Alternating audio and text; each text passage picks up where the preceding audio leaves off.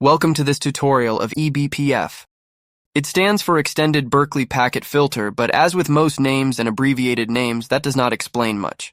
What it really stands for, and the reason it's so exciting, is it introduces traceability into the Linux kernel. You can modify your systems to better introspect and monitor them. In today's video, we look at a simple Hello World example. It's from the Lizrice's book, Learning-ebpf. Her GitHub link is in the description. Install Lima, and clone Rice's learning repository.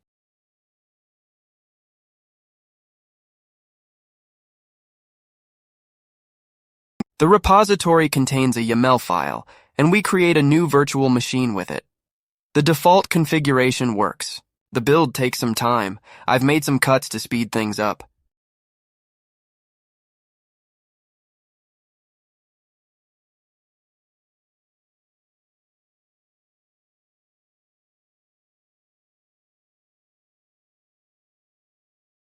This failure happens because my Lima was already running. That's the cost of creating these videos on a low budget. You get to see my silly mistakes too. The fix is the age-old fix. Restart the server.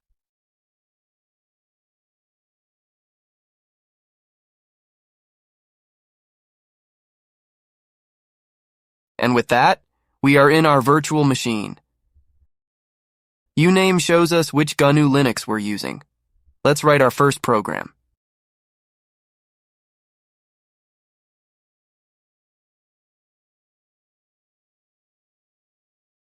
The Hello World program is written in Python. This saves us the trouble of compiling the C program. Those instructions come in later chapters. We save time using Python's library as it compiles for us. BPF traceprintk is a printing and debugging utility. I think it's the only way to debug these programs. syscall is defined to trigger on every invocation of execv. Every executable launched by the VM will call our hello function.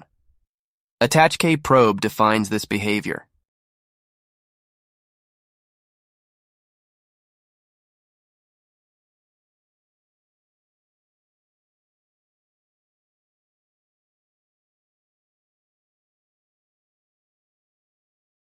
Here's what's happening.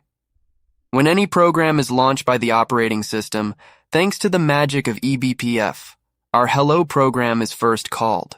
That's all there is. I encourage you to explore this fun technology. I intend to.